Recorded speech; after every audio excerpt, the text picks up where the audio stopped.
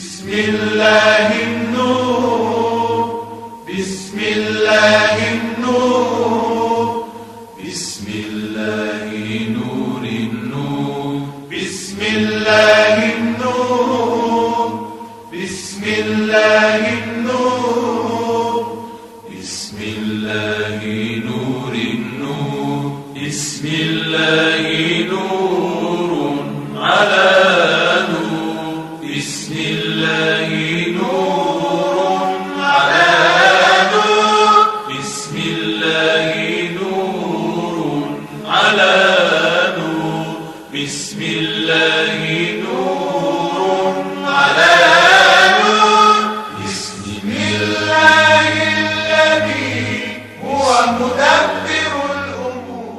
اعوذ باللہ من الشیطان الرجیم. بسم اللہ الرحمن الرحیم. الحمد للہ رب العالمین. الصلاۃ والسلام علی سیدنا و مولانا ابی القاسم محمد وعلی آلہ الطیبین الطاہرین المعصومین ولعنۃ اللہ علی اعدائہم اجمعین. ہمارا آج کا موضوع ہے کہ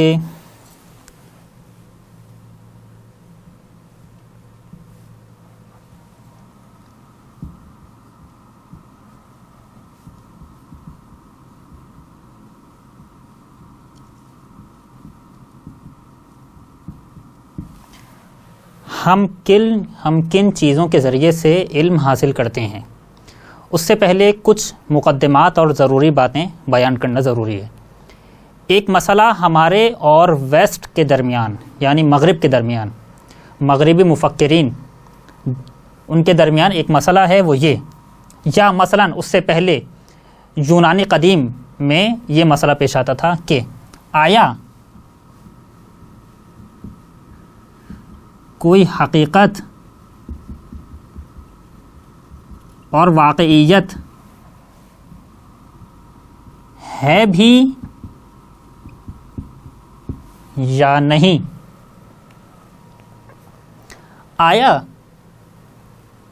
اس دنیا میں مختلف چیزیں پائی جاتی ہیں، ان کی کوئی حقیقت ہے بھی یا نہیں؟ ممکن ہے آپ کے ذہن میں یہ اعتراض آئے کہ یہ کیسا سوال ہے کہ کوئی حقیقت ہے بھی یا نہیں؟ اتنی ساری حقیقتیں ہیں، پانی ہے، یہ میز ہے، وائٹ بورڈ ہے، مارکر ہے، یہ سب حقیقتیں ہیں.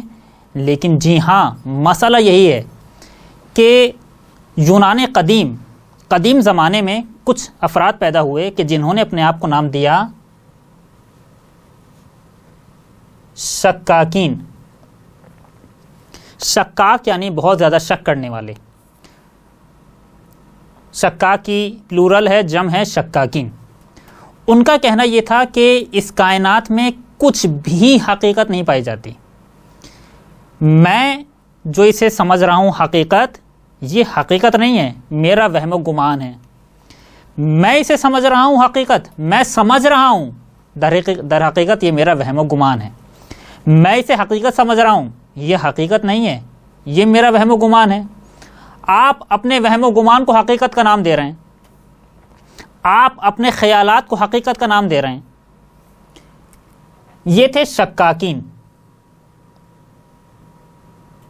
ان کے مقابل پر جو لوگ تھے جو اس بات کے قائل تھے کہ اس کائنات میں حقیقت پائی جاتی ہے، اس کائنات میں ایک واقعیت ہے، وہ تھے ریئلسٹ.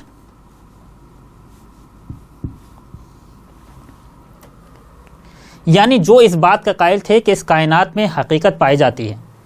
مقابل پر جو لوگ تھے ان کو کہتے ہیں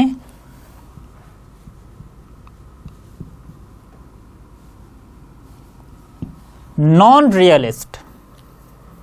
یعنی وہ لوگ کہ جو حقیقت کے قائل تھے اور وہ لوگ جو حقیقت کے قائل نہیں تھے. اب ان دونوں کے درمیان یہ تنازع ایجاد ہوا اور ہم نے بتا دیا کہ جو اس بات کے قائل تھے کہ اس کائنات میں کوئی حقیقت نہیں پائی جاتی، وہ ہر بات میں شک کرتے تھے. آیا یہ ہے یا نہیں ہے، شک کر رہے ہیں. یہ ہے یا نہیں ہے، شک کر رہے ہیں. یہ ہے یا نہیں ہے، شک کر رہے ہیں. ہر چیز کے بارے میں شک. اور اسی لیے پھر انہیں شکاک کہا گیا. پھر ان سے کہا گیا کہ یہ جو آپ فرض کر رہے ہیں کہ توجہ فرمائیں، شاید یہ مارکر ہے یا مارکر نہیں ہے. آیا آپ کو اس جملے پر بھی شک ہے یا نہیں ہے؟ توجہ کر رہے ہیں؟ مثلا ہم مارکر کی مثال لیتے ہیں. آپ نے سوچا کہ آیا یہ مارکر حقیقت میں ہے یا نہیں ہے؟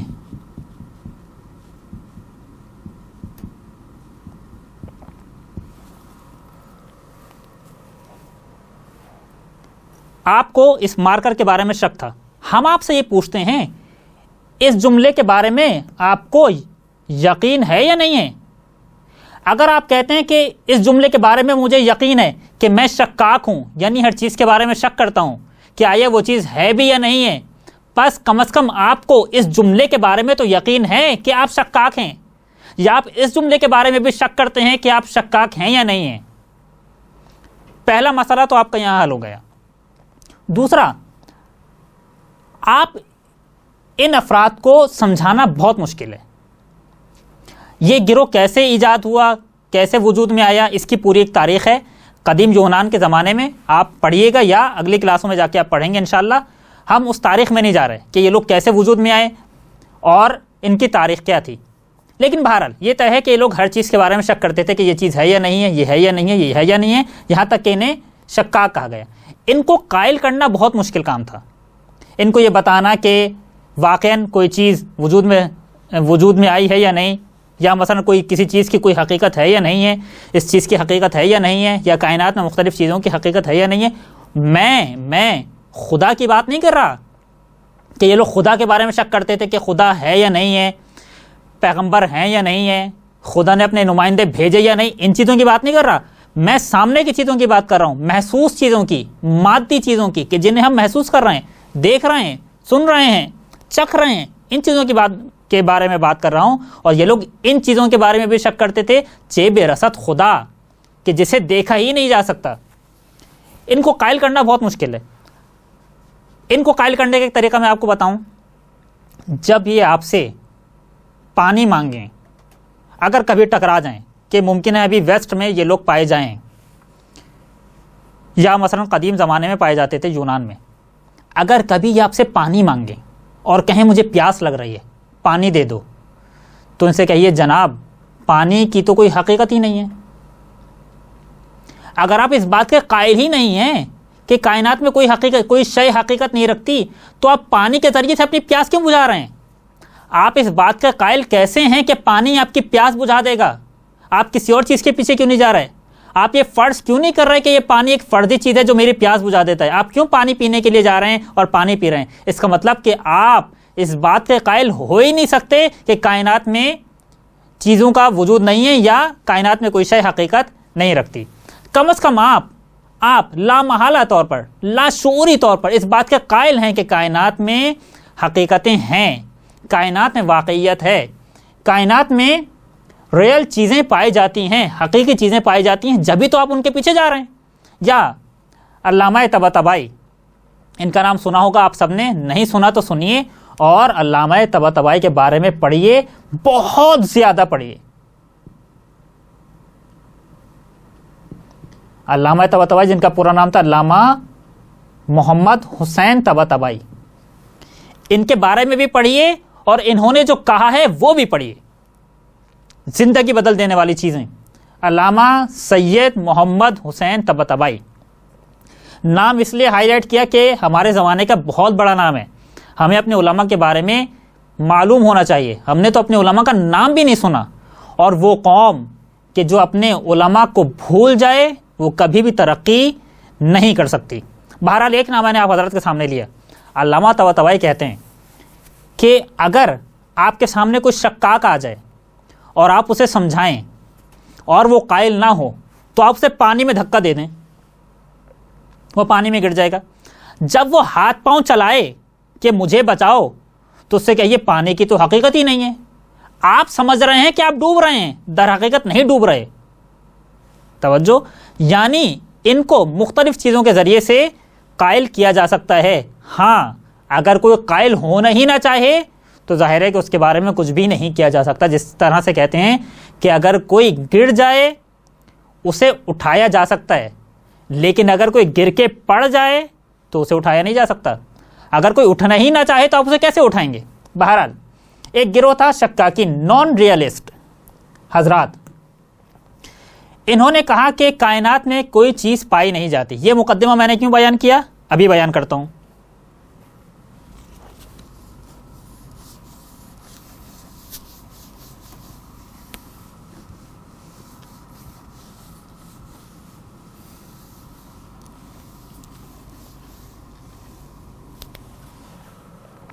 آپ کو معلوم ہے یہ بات کہاں تک گئی؟ یہ بات کہ انہوں نے کہا کہ کائنات میں کوئی حقیقت نہیں پائی جاتی، یہ بات یہاں تک جا رہی ہے کہ اگر کائنات میں کوئی حقیقت نہیں پائی جاتی، اس کا نتیجہ یہ ہے کہ کائنات میں کسی بھی چیز پر علم حاصل نہیں کیا جا سکتا. علم، آگاہی، دانش یا انگلش میں نالج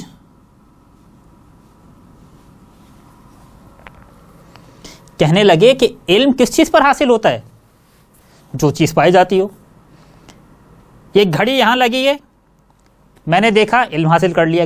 گھڑی کی ایک حقیقت ہے، میں نے دیکھا گھڑی یہاں لگی ہے، علم حاصل ہو گئی ہے گھڑی یہاں لگی ہوئی ہے. یعنی پہلے حقیقت ہے پھر علم ہے. پہلے کسی چیز کی حقیقت ہو پھر علم کا مرحلہ آتا ہے.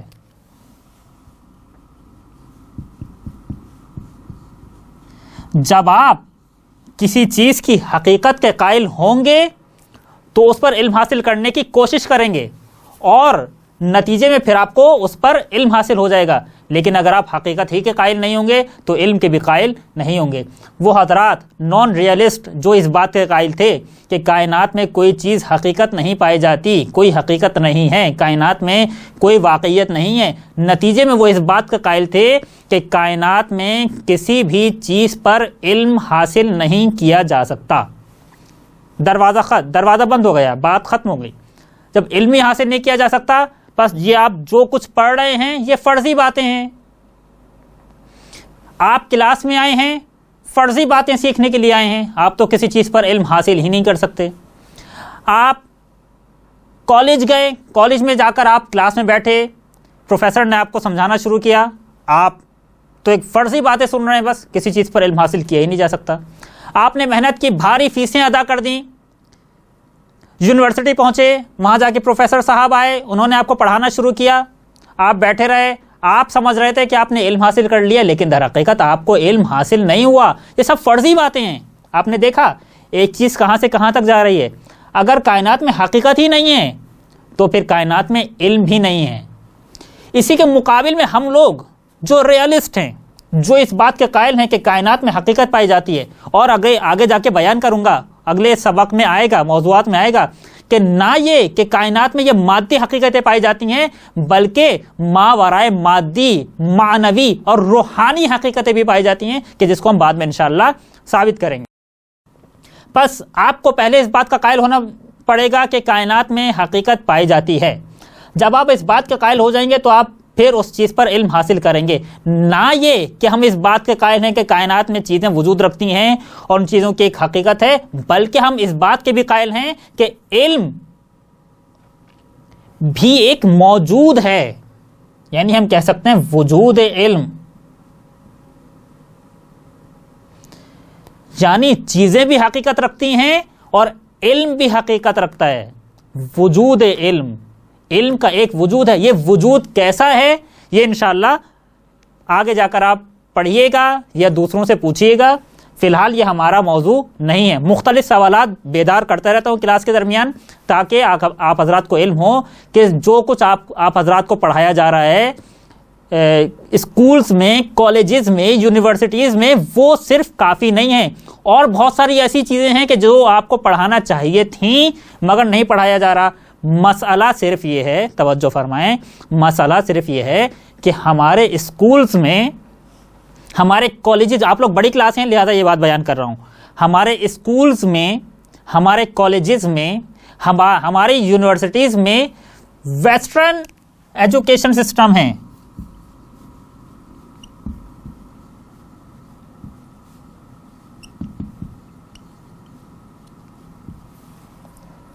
مغربی تعلیمی نظام،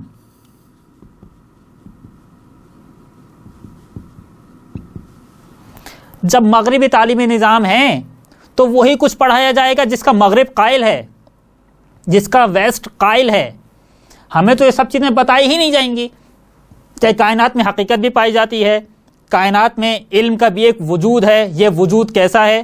یہ ساری باتیں بہت ہی دقیق ہیں کہ جو اگر کلاس میں وقت بچا تو بتائیں گے ہم، ورنہ آپ جا کر دوسروں سے پوچھیے گا. یہ پہلا مقدمہ کہ علم کے کائنات میں حقیقت پائی جاتی ہے اور اس حقیقت پر علم بھی حاصل کیا جا سکتا ہے. یہاں تک بات تمام ہوئی. اب اگلے مرحلے پر آ جائیے.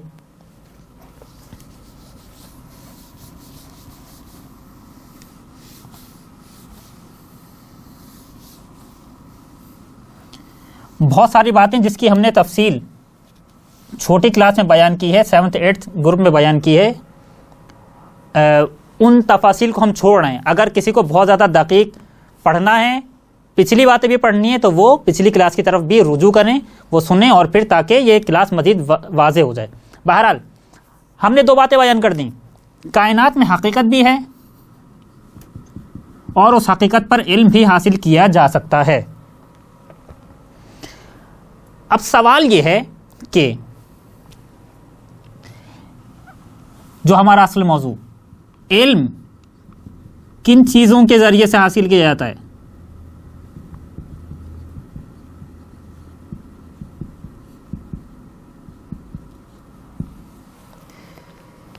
یہ بظاہر آپ لوگوں کو ایک سادہ سا سوال لگ رہا ہے، لیکن یہ سادہ سا سوال نہیں ہے. ابھی جب ہم اس کی گہرائی بیان کریں گے تو محسوس کیجئے گا یہ صرف سادہ سا سوال نہیں ہے، بلکہ ایک پورا موضوع بن چکا ہے.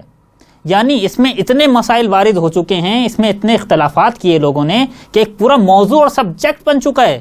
وہ سبجیکٹ کیا ہے؟ علم شناسی. کہ یہ خود علم کیا ہے، علم کیا ہے، اور علم کن چیزوں کے ذریعے سے حاصل کیا جا سکتا ہے، جس کو انگلش میں کہتے ہیں ایپسٹیمولوجی. علم شناسی پورا ایک موضوع ہے کہ یہ علم کیا ہے اور علم کن چیزوں کے ذریعے سے حاصل کیا جا سکتا ہے. اس سے پہلے اب مجھے نہیں معلوم کہ آپ لوگ پچھلی کلاس پڑھ پائیں گے یا نہیں، لہٰذا میں جو باتیں پچھلی کلاس میں بیان کی تھیں، یعنی چھوٹی کلاس میں بیان کی تھیں، ان کو جلدی تکرار کروں بہت مختصر الفاظ میں، چونکہ وہ سارے الفاظ اور ٹرمز اور اصطلاحات ہم آگے جا کر بہت زیادہ استعمال کریں گے. لہٰذا جلدی ان باتوں کو، مقدمات کو بیان کر کے اگلے مرحلے میں وارد ہو جاؤں، چونکہ بہت ساری ایسی باتیں ہیں کہ جو ہم چھوٹی کلاس میں بیان نہیں کر سکتے تھے، اور نہ ہی وقت تھا، نہ ہی بیان کر سکتے تھے، نہ ہی شاید وہ سمجھ پاتے. آپ لوگوں کو بیان کرنی ہے وقت کی نزاکت کو مد نظر رکھتے ہوئے.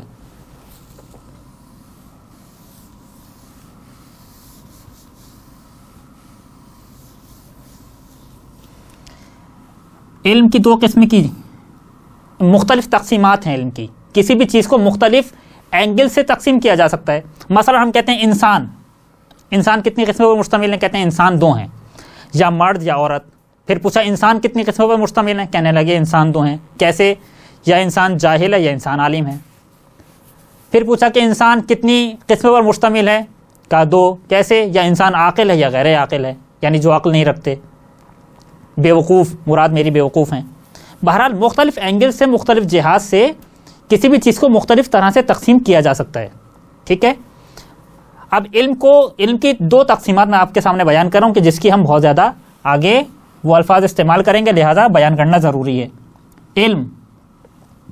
علم یا حصولی ہے یا حضوری. بہت ہی مختصر الفاظ میں بیان کر رہا ہوں تاکہ جنہوں نے سن لیا ان کے لیے ریویژن ہو جائے، اور جنہوں نے نہیں سنا ان کے لیے وضاحت ہو جائے. علم حصولی یا حضوری ہے، علم بدیہی ہے یا غیر بدیہی ہے. بدیہی یعنی obvious، یعنی آشکار، یعنی واضح، آشکار.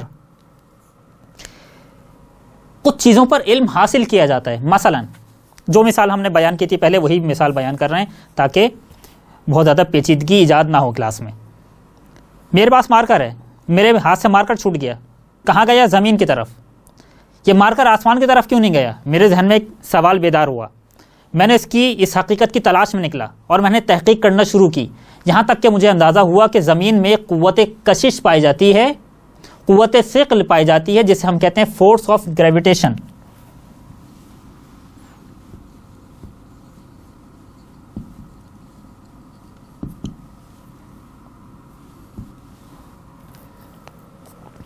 فورس آف گریویٹیشن، ہم نے اس فورس آف گریویٹیشن پر، قوت کشش یا قوت ثقل پر علم حاصل کر لیا۔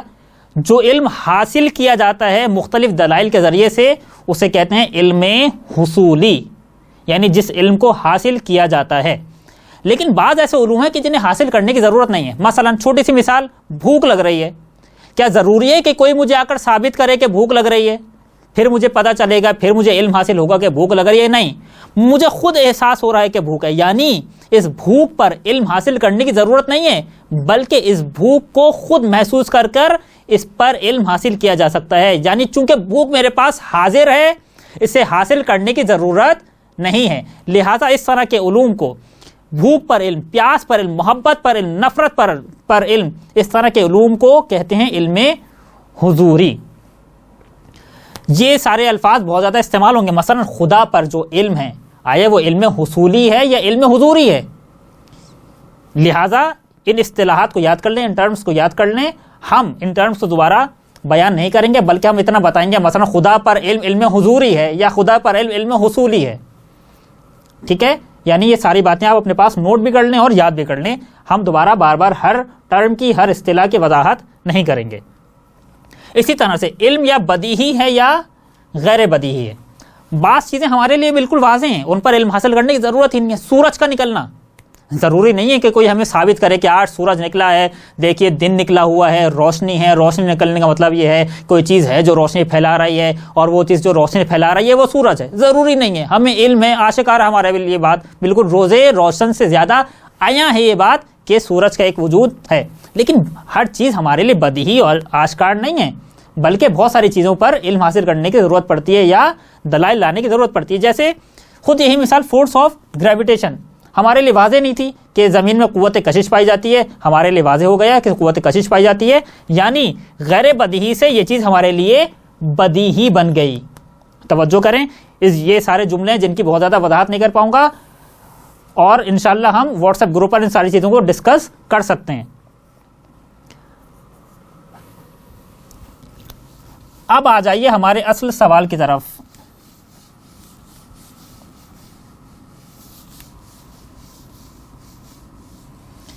علم کن چیزوں کے ذریعے سے حاصل کیا جاتا ہے؟ جو حضرات اس بات کے قائل ہیں کہ حقیقت ہے، اور وہ حضرات اس بات کے قائل ہیں کہ ان حقیقتوں پر علم حاصل کیا جا سکتا ہے، چونکہ یہاں پر بھی کچھ افراد ایسے ہیں جو کہتے ہیں حقیقت تو ہے مگر حقیقت پر علم حاصل نہیں کیا جا سکتا۔ یہ بھی ایک الگ بحث ہے، بس صرف بتایا تاکہ آپ کے ذہنوں میں سوال بیدار ہو، اور یہ سارے سوال اس لیے بیدار کر رہا ہوں کہ تاکہ آپ ان ساری باتوں کی تحقیق کریں، علماء سے پوچھیں، اور جب آپ خصوصاً بڑی کلاس سے بات بیان کر رہا ہوں کہ خصوصاً جب وہ کالج میں آئیں گے یا یونیورسٹی لیول پر جائیں گے اور کچھ ملحد اساتذہ یعنی خدا کا انکار کرنے والے اساتذہ سے ان کا سامنا ہوگا اور وہ اس طرح کی باتیں کریں گے، تو اگر آپ کے ذہن آمادہ ہوں گے تو آپ ان کی باتوں کو بہت زیادہ سمجھ لیں گے اور پھر ان کا جواب بہت جلدی آپ حاصل کر سکیں گے۔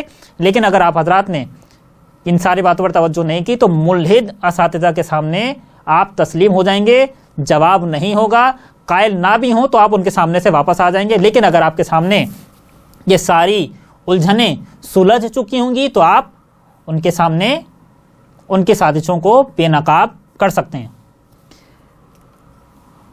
جو حضرات اس بات کے قائل ہیں کہ علم حاصل کر سکتے ہیں، ان میں اختلاف ہوا، کم سے کم سب لوگ اس بات پر متفق ہیں کہ حواس سے خمسہ کے ذریعے سے علم حاصل کیا جا سکتا ہے۔ حواس سے خمسہ کے ذریعے سے، مثلا دیکھنے کے ذریعے سے علم حاصل کیا جا سکتا ہے، چھونے کے ذریعے سے علم حاصل کیا جا سکتا ہے، چکھنے کے ذریعے سے علم حاصل کیا جا سکتا ہے، سننے کے ذریعے سے علم حاصل کیا جا سکتا ہے، سونگھنے کے ذریعے سے علم حاصل کیا جا سکتا ہے. 5 حواس، 5 سینسز جو ہمارے ہیں ان کے ذریعے سے علم حاصل کیا جا سکتا ہے. وہ لوگ جو اس بات کے قائل ہیں کہ کائنات میں صرف میٹر پایا جاتا ہے، صرف مادہ ہے، یعنی وہ چیزیں کہ جن پر حواس سے خمسہ کے ذریعے سے علم حاصل کیا جا سکتا ہے وہ ہے میٹر. کچھ لوگ ویسٹرن کنٹریز میں یا ممالک میں اس طرح کے افراد پائے جاتے ہیں، اور تقریباً پورا معاشرہ ہی ایسا ہے کہ وہ اس بات کے قائل ہیں کہ کائنات میں میٹر کے علاوہ، مادے کے علاوہ کوئی بھی چیز نہیں پائی جاتی. یعنی ہم جس چیز کا مشاہدہ کر رہے ہیں بس وہی حقیقت ہے، جس چیز کا مشاہدہ نہیں کر رہے اس چیز کی کوئی حقیقت نہیں ہے. خدا کو نہیں دیکھا جا سکتا، لہٰذا خدا کا کوئی وجود نہیں ہے. فرشتے کو نہیں دیکھا جا سکتا، لہٰذا فرشتے کا کوئی وجود نہیں ہے. جنت اور جہنم کو چونکہ نہیں دیکھا جا سکتا ابھی، تو جنت اور جہنم کو کوئی وجود نہیں ہے. لہٰذا جب ان کی فکری بنیادیں مادی فکر پر تشکیل پائیں تو ان کا عمل بھی مادی فکر پر ہی تشکیل پایا. توجہ فرمائیں. اسی لیے کہتے ہیں فکری بنیادیں اگر مضبوط ہو جائیں تو اگلے مرحلے پر، عمل کے مرحلے پر ہمارے لیے بہت زیادہ آسانی ہو جائے گی. ہمارا عمل ہماری فکر پر تشکیل پاتا ہے. اسی لیے وہ علماء کہتے ہیں کہ عقائد مقدم ہیں فقہ پر اور اعمال پر. اگر ہم نے اپنے جوان کی فکر صحیح کر دی تو مقام عمل میں وہ پیچھے نہیں ہٹے گا. بہرحال چونکہ ان کی فکر مادی تھی لہذا ان کا عمل بھی مادی قرار پایا، اور کہنے لگے کہ جتنی بھی لذتیں حاصل کر سکتے ہو اسی دنیا میں حاصل کر لو، چونکہ اس کے بعد والی کوئی دنیا ہے ہی نہیں. چونکہ ہم نے کسی دنیا کو نہیں دیکھا، اس کے بعد والی دنیا کو نہیں دیکھا، لہذا اس کے بعد والی دنیا کا کوئی وجود نہیں ہے. لہذا جتنی بھی لذتیں حاصل کرنی ہیں اسی دنیا میں لذت حاصل کر لو. مثلا اگر آپ کی لذت میں، اس بات پر توجہ کریں، بہت زیادہ وضاحت نہیں کر پاؤں گا، اور اس سے پہلے والے کلاس میں اس کی بہت زیادہ وضاحت کی تھی. مثلا اگر کسی کا مال چوری کر کے آپ لذت حاصل کر سکتے ہیں تو چوری کر لیں مال. توجہ فرمائیں. اگر کسی کی ناموس پر حملہ کر کے آپ لذت حاصل کر سکتے ہیں تو اس کی ناموس پر حملہ کر دیجئے، نعوذ باللہ. سوال یہ کریں گے اگر کوئی آپ کا مال چوری کرے تو آپ کو کیسا لگے گا؟ اگر کوئی آپ کی ناموس پر خدا نہ کرے حملہ کرے تو کیسا لگے گا؟ کہنے لگے ہاں چونکہ اب یہاں پر یہ مسائل پیش آ رہے ہیں کہ اگر ہم سامنے والے کا مال چوری کریں گے تو وہ ہمارا مال چوری کرے گا، اگر ہم سامنے والے کی ناموس پر حملہ کریں گے تو وہ ہماری ناموس پر حملہ کر سکتا ہے. لہٰذا ہم قانون بنا دیتے ہیں کہ چوری نہ کرو. ہم کہہ دیتے ہیں کہ کسی کی ناموس پر حملہ نہ کرو. اس لیے نہیں کہ چوری بری چیز ہے، اس لیے نہیں کہ ناموس پر حملہ کرنا بری چیز ہے، بلکہ اس لیے کہ اگر ہم چوری کریں گے تو وہ ہمارے مال کی چوری کرے گا، یا اگر ہم کسی کے بارے میں غلط کریں گے تو وہ بھی ہمارے بارے میں غلط کر سکتا ہے. لہٰذا مجبوراً قانون بنا دو. لیکن اگر کہیں پر موقع مل جائے کہ قانون توڑ کر دوسرے کا مال چوری کرو، یا دوسرے کی ناموس پر حملہ کرو، یا دوسرے کے لیے غلط چیزوں کے بارے میں سوچو، یا ان کے لیے غلط اقدام کرو، اور تمہاری منفعت اور تمہارا فائدہ خطرے میں نہ پڑے تو کر لو، کوئی مسئلہ نہیں ہے. ان کا سارا معاشرہ آج اسی بات پر برباد ہو چکا ہے. مادی فکر اور پھر مادی عمل. بہرحال کہنے لگے کہ حواس سے خمسہ کے ذریعے سے علم حاصل کیا جا سکتا ہے بس، اور اس کے علاوہ کسی چیز کا کوئی وجود ہی نہیں ہے. کہنے لگے حقیقت ہے، اور حقیقت بس حواس ان چیزوں کی ہے کہ جو مادی ہیں، کہ جن چیزوں کے جنہیں حواس سے خمسہ کے ذریعے سے محسوس کیا جا سکتا ہے. مادی گری، وہ لوگ جو صرف مادے پر یقین رکھتے ہیں، انہیں کہتے ہیں پازیٹیوسٹ. یعنی جو صرف مادے پر یقین رکھتے ہیں، کہتے ہیں کہ جن چیزوں کا مشاہدہ کیا جا سکتا ہے بس وہی حقیقت ہے، جن چیزوں کا مشاہدہ نہیں کیا جا سکتا ان چیزوں کی کوئی حقیقت نہیں ہے. ان حضرات کو ایک جواب دیں تاکہ ان کے منہ بند ہو جائیں. ان سے پوچھیں گے آیا آپ نے اپنے پردادا کو دیکھا ہے؟ آیا آپ نے اپنے پردادا کے والد کو دیکھا ہے؟ اگر آپ نے نہیں دیکھا تو آپ کیسے کہہ رہے ہیں کہ آپ کا کوئی پردادا تھا؟ آپ کیسے کہہ رہے ہیں کہ آپ کے پردادا کے کوئی ایک والد بھی تھے؟ بس آپ اس بات کے قائل ہو جائیں گے کہ ایسا نہیں ہے کہ جس چیز کا ہم مشاہدہ کریں صرف اسی پر علم حاصل کیا جا سکتا ہے، بلکہ آپ بہت ساری ایسی چیزوں پر علم رکھتے ہیں کہ جن کا آپ نے مشاہدہ نہیں کیا۔ آپ یہاں پر تو اس بات کے قائل ہیں کہ میں نے اپنے پردادا کو نہیں دیکھا مگر میرے پردادا ہیں، میں نے اپنے پردادا کے والد کو نہیں دیکھا مگر میرے پردادا کے والد تھے، یا ان کے والد تھے، یا ان کے والد تھے۔ لیکن جب مسئلہ جنت اور جہنم کا آ جائے تو آپ خاموش ہو جاتے ہیں اور کہتے ہیں نہیں، چونکہ ہم نے جنت اور جہنم کو نہیں دیکھا لہٰذا ہم اس کے منکر ہیں، چونکہ ہم خدا کو نہیں دیکھتے تو ہم خدا کا انکار کرتے ہیں۔ یہ تو آپ کی باتیں تناقض کا شکار ہو رہی ہیں، پیراڈاکس، تناقض، اس لفظ کی وضاحت آئے گی۔ بہرحال کہنے لگے کہ ہم صرف حواس خمسہ کے ذریعے سے علم حاصل کرتے ہیں۔ پھر وہ لوگ جو اس بات کے قائل ہیں کہ ہم حواس خمسہ کے ذریعے سے علم حاصل کرتے ہیں، وہ تجربے کے قائل ہیں۔ آج مغرب کی ساری سائنس تجربی سائنس ہے، ایکسپیریمنٹل سائنس۔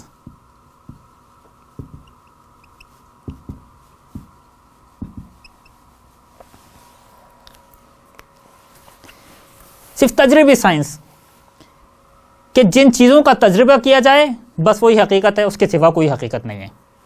جو چیز تجربے کی دنیا میں آ جائے، جو چیز ہمارے تجربی ایکسپیریمنٹل انسٹرومنٹس کے تحت آ جائے اس کی حقیقت ہے۔ خدا کو چونکہ مائکرو اسکوپ سے نہیں دیکھا جا سکتا لہذا خدا کی کوئی حقیقت نہیں ہے۔ جراثیم ہم نہیں دیکھ رہے لیکن چونکہ جراثیم کو مائکروسکوپ سے یا کسی بھی جدید آلے سے یا ٹول سے دیکھا جا سکتا ہے لہذا اس کی ایک حقیقت ہے۔ ایکسپیریمنٹل دنیا، تجرباتی دنیا،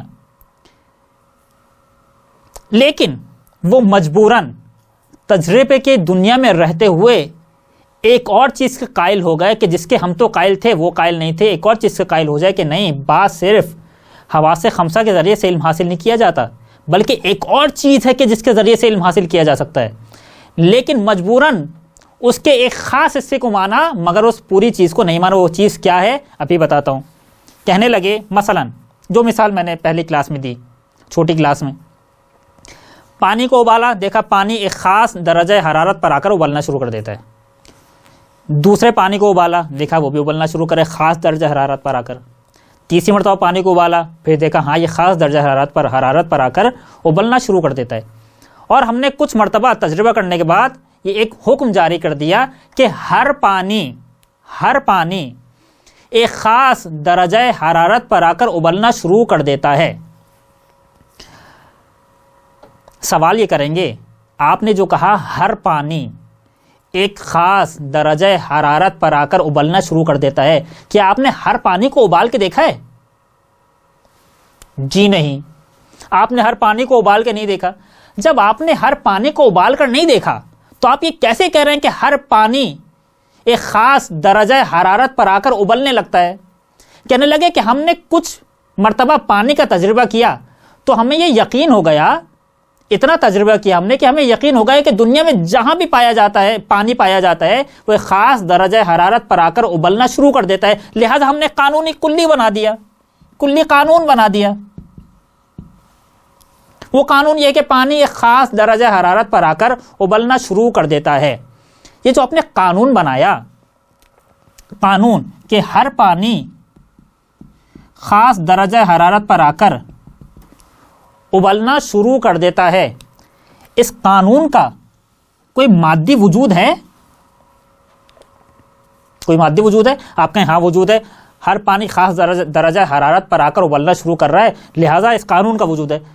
پانی کا وجود ہے، پانی کے ابلنے کا وجود ہے، لیکن یہ قانون صرف قانون کہیں نظر آ رہا ہے آپ کو کہ یہ آپ مجھے لا کر دکھائیں یہ رہا وہ قانون کہ جس کے ذریعے سے ہم کہہ رہے ہیں کہ اس قانون کی وجہ سے پانی خاص درجہ حرارت پر آ کر ابلنا شروع کر رہا ہے؟ آپ کہہ رہے ہیں نہیں، قانون کا کوئی ایسا وجود نہیں ہے کہ اسے دیکھا جائے یا سنا جائے یا سونگا جائے یا چکھا جائے، کوئی ایسا وجود نہیں ہے۔ قانون کا وجود ہماری عقل میں ہے۔ ہم نے اپنی عقل کے ذریعے سے اس بات کو سمجھا کہ ہر پانی کچھ مرتبہ تجربہ کیا، ایکسپیریمنٹ کیا، پھر ہم نے قانون بنا دیا اپنی عقل کے ذریعے سے کہ جہاں بھی پانی پایا جاتا ہے وہ پانی ایک خاص درجہ حرارت پر آ کر ابلنا شروع کر دیتا ہے۔ مجبوراً یہ لوگ نہ چاہتے ہوئے بھی اس بات کے قائل ہو گئے کہ صرف حواس سے خمسہ کے ذریعے سے علم حاصل نہیں کیا جاتا، بلکہ عقل کے ذریعے بھی علم حاصل کیا جا سکتا ہے۔ عقل کے قائل ہو گئے۔ اس طرح کی بہت ساری مثالیں ہیں۔ میتھمیٹکس کے سارے فارمولے عقلی ہیں، کیا اس کا کوئی وجود ہے خارج میں؟ کوئی دنیا میں کوئی وجود نظر آتا ہے کہ یہ فارمولہ آپ مجھے لا کے دکھائیں، یہ رہا وہ فارمولہ؟ آپ مختلف چیزوں پر وہ فارمولہ اپلائی کرتے ہیں، مگر فارمولے کا کوئی ایسا وجود نہیں ہے کہ آپ مجھے لا کر دکھائیں یہ رکھا فارمولہ۔ یہ سارا کام کہاں ہو رہا ہے؟ ہماری عقل میں۔ بس آپ اس بات کے قائل ہیں کہ علم صرف حواس خمسہ کے ذریعے سے حاصل نہیں ہوتا، بلکہ عقل کے ذریعے بھی علم حاصل کیا جاتا ہے۔ عقل کے ذریعے بھی علم حاصل کیا جاتا ہے۔ اب میں آپ سے سوال کروں گا، آیا صرف عقل کے ذریعے علم حاصل کیا جاتا ہے یا نہیں کچھ اور بھی چیزیں ہیں کہ جن کے ذریعے سے علم حاصل کیا جا سکتا ہے؟ اس بات کو یہاں روک کر صرف تیسری چیز بیان کروں، پھر عقل سے جوڑوں گا تیسری بات کو۔ ابھی صرف اس بات کو سن لیجئے، چونکہ اس بات میں بہت زیادہ وضاحت ہے، پہلے وضاحت دے دوں پھر دونوں باتوں کو کنیکٹ کروں گا آپس میں۔ ایک اور چیز ہے جس کے ذریعے سے علم حاصل کیا جاتا ہے، اسے کہتے ہیں شہود۔ بہت غور سے سنیے گا، بہت غور سے سنیے گا، یہ بہت ہی نازک مرحلہ ہے۔ اگر اس بات کو آپ نے غور سے نہیں سنا تو بہت مسائل آ رہے ہیں اور آ سکتے ہیں آپ حضرات کے ساتھ بھی، لہذا غور سے سنیے۔ شہود یہ ہے کہ اس دنیا میں ہم ثابت کریں گے، اس دنیا میں مادے سے ہٹ کر اور بہت ساری چیزیں ہیں، مثلا روح ایک وجود ہے، مغرب اس کا قائل نہیں ہے، ویسٹ اس کا قائل نہیں ہے، ہم اس کے قائل ہیں اور اس کو ثابت بھی کرتے ہیں، جو اپنی جگہ پر ایک موضوع ہے اور انشاءاللہ آپ پڑھیں گے یا شاید ہماری بحثوں میں آگے آ بھی جائے۔ روح کا ایک وجود ہے، یا مثلا نیکیوں کا وجود ہے، فرشتے کا وجود ہے، فرشتے کا وجود ہے، یا اور بہت ساری ایسی چیزیں ہیں جن کا وجود ہے کہ جو ہم اپنی ظاہری آنکھوں سے نہیں دیکھ سکتے، جو ہم عقل سے نہیں دیکھ سکتے، ہاں شہود کے ذریعے سے ان پر علم حاصل کیا جا سکتا ہے، علم حاصل کیا جا سکتا ہے شہود کے ذریعے سے۔ مثلا شہود کی مثالیں بہت ہیں، پہلے بات واضح کرتا ہوں۔ شہود یہ ہے کہ آپ پروردگار عالم کی راہ میں اپنے آپ کو اتنا پاک کریں، اتنا پاک کریں، اتنا گناہوں سے دوری اختیار کریں، اتنے واجبات انجام دیں، اتنا گناہوں سے بچیں، اتنا مکروہات سے بچیں، اپنی روح کو اتنا پاک کریں کہ آپ کی روح لطیف ہو جائے، لطیف، پاک و پاکیزہ روح، اتنا پاک کریں اپنے آپ کو کہ آپ کی روح لطیف ہو جائے۔ پاکی کے مرحلے کو ہمارے اسلامی تعلیمات میں کیا کہتے ہیں؟ تزکیہ نفس۔ اتنا تزکیہ نفس کریں، اتنا تزکیہ نفس کریں کہ آپ کی روح پاک ہو جائے۔ جب آپ کی روح پاک ہو جائے گی تب جا کر آپ بہت ساری ایسی چیزوں پر بھی علم حاصل کر سکتے ہیں کہ جن چیزوں پر عام انسان علم حاصل نہیں کر سکتا۔ یہ الگ بات ہے کہ شہود صرف ان لوگوں کے لیے کھلا ہے کہ جو پاک و پاکیزہ لوگ ہیں، کہ جنہوں نے اپنے نفوس کی تربیت کر لی ہے، اسلامی تربیت، البتہ اسلامی تربیت۔ چونکہ بہرحال یہ ایک الگ بحث ہے کہ اور بھی دوسرے افراد ہیں کہ جو کچھ ایسے کام کرتے ہیں کہ مختلف چیزوں کو دیکھتے ہیں لیکن وہ اسلامی تربیت کے ذریعے سے حاصل نہیں کرتے، اور ان میں اور اسلامی تربیت یافتہ افراد میں فرق یہ ہے۔ مثلا مثال دوں، ہندو مرتازین جو ریاضتیں کرتے ہیں، ہندو افراد، ہندو مرتادین جو ریاضتیں کرتے ہیں، ان میں اور مسلمان تزکیہ نفس کرنے والے پاک و پاکیزہ افراد میں زمین آسمان کا فرق ہے۔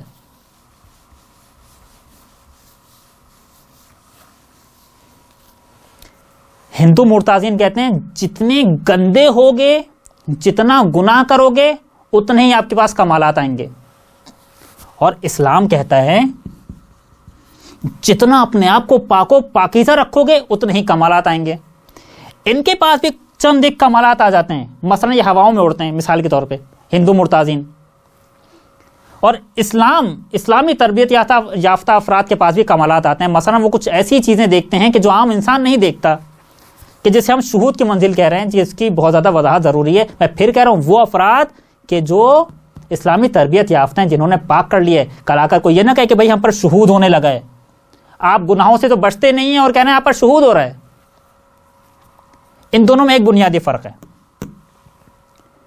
وہ یہ کہ اگر مرتازین کمالات حاصل کر بھی لیں تو ان کے کمالات صرف دنیا تک رہیں گے،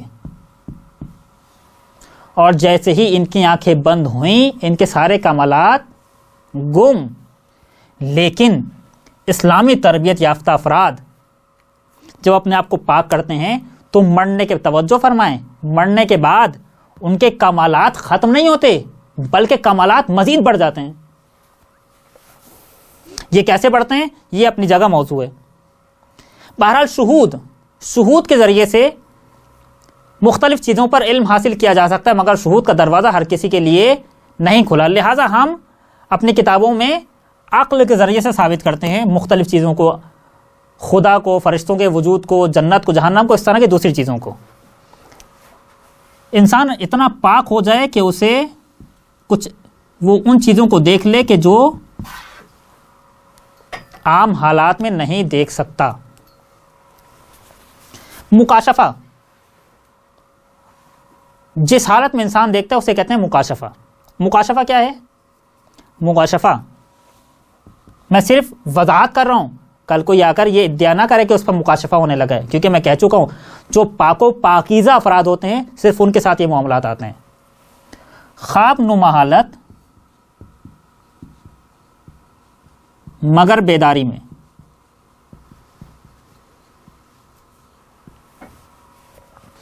خواب نما حالت مگر بیداری میں. مثالیں دوں تاکہ بات واضح ہو جائے. آیت اللہ بہلول کہ جن کا کچھ عرصہ پہلے انتقال ہو چکا ہے،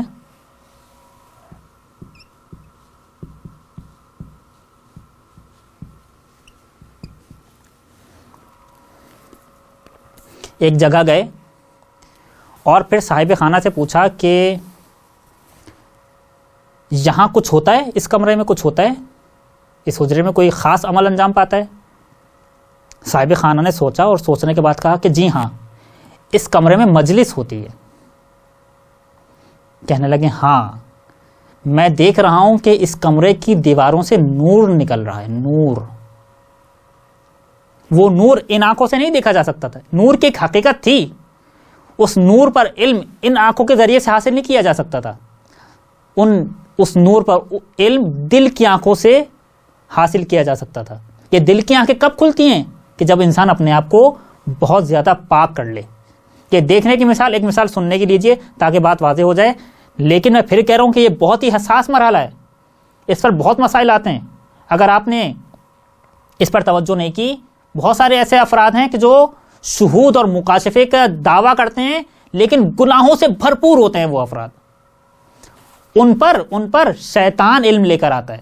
شیطانی افراد ہوتے ہیں وہ لوگ، ان سے بچ کر رہیں. میں ان لوگوں کی بات نہیں کر رہا، میں الہی افراد کی بات کر رہا ہوں. ایک شخصیت ہیں جو ابھی حیات ہیں،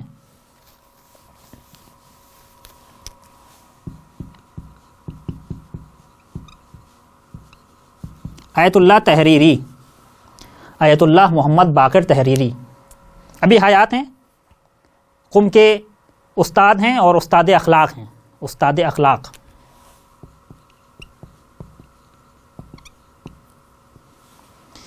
استاد اخلاق یہاں ہماری زبان میں حوزے میں اسے کہتے ہیں کہ جو اپنے آپ کو اتنا پاک کر چکا ہے کہ اس کے اوپر معنویت کے دروازے کھل چکے ہیں. خدا نے اس کے اوپر دروازے کھول دیے. ان میں سے ایک شخصیت جو ابھی حیات ہیں وہ ہے آیت اللہ تحریری. آیت اللہ تحریری بیان کرتے ہیں کہ ان کے پھپھا جو ایسی ہی ایک شخصیت تھے، یعنی اسلامی تربیت یافتہ، کربلا میں کہتے ہیں کہ وہ امام روضہ امام حسین علیہ السلام کے حرم گئے اور وہاں انہوں نے فرشتوں کے رونے کی آواز سنی. ہم سب اس بات پر علم رکھتے ہیں کہ امام حسین علیہ السلام کے حرم میں، ہر امام کے حرم میں، خصوصاً امام حسین علیہ السلام کے حرم میں فرشتوں کا وجود ہے کہ جو روتے ہیں، جو روتے رہتے ہیں.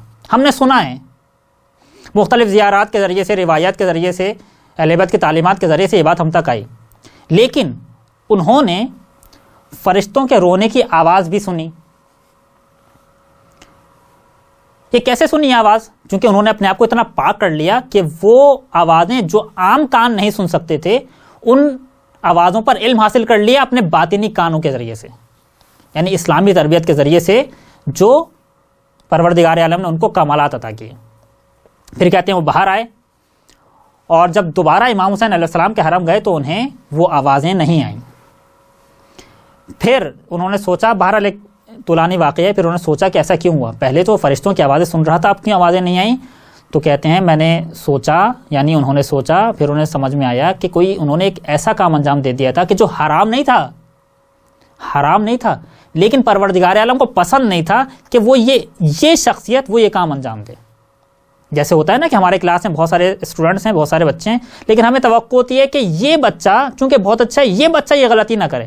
وہ کوئی ایسی غلطی نہیں ہوتی کہ ہم اس پر عتاب کریں، غصہ کریں، لیکن ہم پھر بھی غصہ کرتے ہیں، کیوں؟ اس سے یہ توقع نہیں تھی۔ ایسے ان کے ساتھ ہوا کہ پروردگار عالم نے ان سے وہ چیز چھین لی، اور نہیں معلوم کہ بعد میں وہ چیز پروردگار نے پلٹائی یا نہیں پلٹائی، واقعہ بس یہیں تک ہے۔ بہرحال ایک اور چیز ہے کہ جس کے ذریعے سے علم حاصل کیا جاتا ہے، اسے کہتے ہیں شہود۔ اب آ جائیے شہود کی جو آخری منزل ہے، شہود کی آخری منزل، اسے کہتے ہیں وحی۔ جب ہم اس بات کے قائل ہو گئے کہ اللہ ہے، کہ جو ہم آگے قائل ہو جائیں گے انشاءاللہ، ابھی بھی قائل ہوں گے، آگے مزید قائل ہو جائیں گے انشاءاللہ، جب ہم اس بات کے قائل ہو گئے کہ ایک خدا ہے، اور خداوند عالم نے جنت بھی بنائی ہے، جہنم بھی بنائی ہے، پروردگار عالم ہے، اس نے ہمیں بے انتہا نعمتیں عطا کی ہیں، اور ہمیں چاہیے کہ ہماری عقل اس بات کا تقاضا کرتی ہے کہ اگر اس نے ہمیں اتنا کچھ دیا ہے تو ہمیں اس کی عبادت کرنی چاہیے۔ اب مسئلہ یہ آتا ہے کہ اس کی عبادت کریں کیسے؟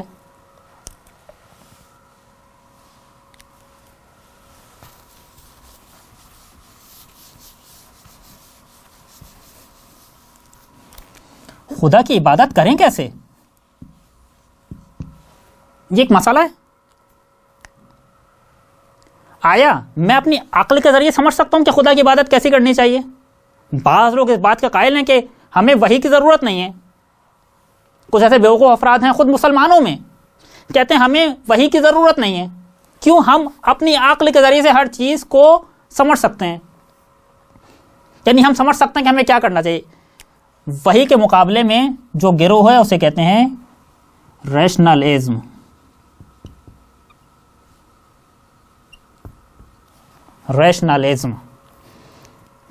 کہتے ہیں ہمیں وحی کی ضرورت نہیں ہے، ہم اپنی عقل کے ذریعے سے ہر بات کو سمجھ سکتے ہیں۔ ریشنلزم کی بنیاد ہے ہیومنزم۔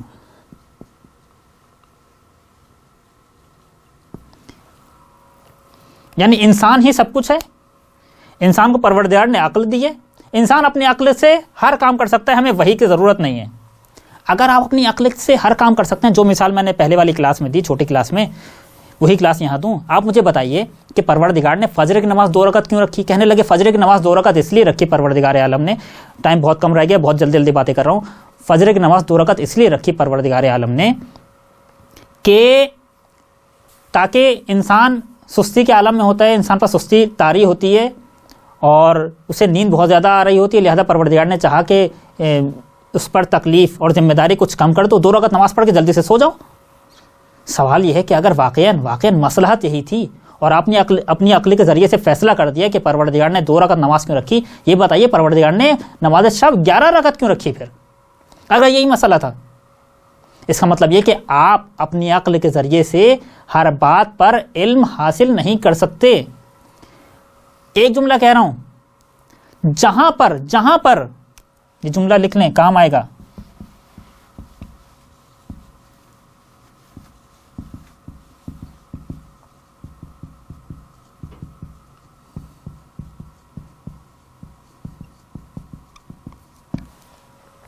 جہاں پر عقل کام کرنا چھوڑ دیتی ہے وہاں پر وہی اپنا کام کرتی ہے، جہاں پر ہماری عقل ختم ہو جاتی ہے وہاں پر اہل بیت علیہم السلام وحیانی باتیں ہمارے سامنے بیان کرتے ہیں. ہم اس بات کے تو قائل ہیں کہ جنت ہے، ہم اس بات کے تو قائل ہیں کہ جہنم ہے، ہم اس بات کے قائل ہیں اپنی عقل کے ذریعے سے کہ خدا ہے، لیکن وہ خدا ہے کیسا وہی بتائے گی. جنت تو ہے، جنت میں ہے کیا وہی کے ذریعے سے علم حاصل ہوگا. جہنم تو ہے، جہنم میں کیا ہوگا وہی کے ذریعے سے علم حاصل ہوگا. اور اس طرح کی ساری باتیں. بس علم حاصل کرنے کے 4 طریقے. حواس خمسہ کے ذریعے سے صرف علم حاصل نہیں ہوتا، عقل کے ذریعے علم حاصل ہوتا ہے. صرف عقل کے ذریعے سے ہر علم حاصل نہیں ہوتا، شہود کے ذریعے سے علم حاصل ہوتا ہے. صرف شہود کے ذریعے سے ہر علم حاصل نہیں ہوتا، وحی کے ذریعے سے علم حاصل ہوتا ہے. یہاں پر ضرورت پڑتی ہے کہ پروردگار کچھ ایسے افراد کو بھیجے جو ہمیں اس عالم کی خبر دیں کہ جس عالم کو ہم نہیں دیکھ سکتے، اس عالم کا وجود بھی ہے. آخری بات یہاں بیان کروں اور بات کو تمام کروں. جس طرح سے پروردگار عالم نے ہر چیز پر علم حاصل کرنے کے لیے خاص راستہ استعمال کیا ہے، خاص راستہ پروردگار عالم نے رکھا ہے. مثلا میں کسی چیز کو دیکھ کر علم حاصل کرتا ہوں آنکھوں کے ذریعے سے، اس چیز پر کانوں کے ذریعے سے علم حاصل نہیں کر سکتا. چھوٹی سی ایک مثال دوں اور باقی مثالوں پر آپ تطبیق کرتے رہیے. میں یہ دیکھنا چاہتا ہوں کون سا کھانا لذیذ ہے. کیسے محسوس کروں گا کہ کون سا کھانا لذیذ ہے؟ چکھنے کے ذریعے سے، کھانے کے ذریعے سے، زبان کے ذریعے سے. کیا کانوں کے ذریعے سے مجھے پتہ چل سکتا ہے کہ کون سا کھانا لذیذ ہے؟ نہیں، پروردگار نے خاص راستہ بنایا ہے. ایسے ہی پروردگار عالم نے بہت ساری موجودات اس دنیا میں خلق کی ہیں. ان میں سے بعض موجودات ایسی ہیں جن پر حواس خمسہ کے ذریعے سے علم حاصل کیا جا سکتا ہے، بعض موجودات ایسی ہیں کہ جن پر عقل کے ذریعے سے علم حاصل کیا جا سکتا ہے. ایک مثال دوں، بات واضح کروں چونکہ یہ بات رہ گئی تھی، اس کو کنیکٹ کرنا دونوں باتوں کو. مثلا ایک بات کہ مثلا میں کہوں کہ یہ انسان ہے، ایک میں نے جملہ لکھا یہ انسان ہے. میں کہوں کہ یہ جملہ صحیح بھی ہے اور غلط بھی ہے. بات صحیح ہے، بات بالکل غلط ہے. اسے کہتے ہیں تناقض. تناقض ناممکن ہے. تناقض یعنی پیراڈاکس. تناقض ناممکن ہے. علم ایک وجود رکھتا ہے، علم کی ایک حقیقت ہے، اس پر کیسے علم حاصل کروں گا؟ حواس سے خمسہ کے ذریعے سے نہیں، بلکہ اس طرح کے جو عقلی قوانین ہیں ان پر میں عقل کے ذریعے سے علم حاصل کروں گا. پروردگار نے خاص راستہ رکھا ہے. عقلی موجودات پر علم حاصل کرنے کے لیے عقل کا سہارا لینا ہوگا. حواس سے خمسہ یہاں اپنا کام نہیں کریں گے، لیکن ایک موقع یہ آئے گا کہ عقل بھی اپنا کام کرنا چھوڑ دے گی. بعض موجودات ایسی ہیں کہ جن پر عقل کے ذریعے سے بھی علم حاصل نہیں کیا جا سکتا، شہود کے ذریعے سے علم حاصل کرے گا، علم حاصل کرنا پڑے گا. اور جب شہود اپنے آخری منزلت پر چلی جائے گی اسے کہیں گے وحی. یعنی پروردگار نے کچھ خاص افراد کو ایسا چنا ہے کہ جو پروردگار عالم سے بلا واسطہ علم لیتے ہیں اور ہم تک پہنچاتے ہیں. السلام علیکم ورحمۃ اللہ وبرکاتہ. اللہم صل علی محمد و آل محمد.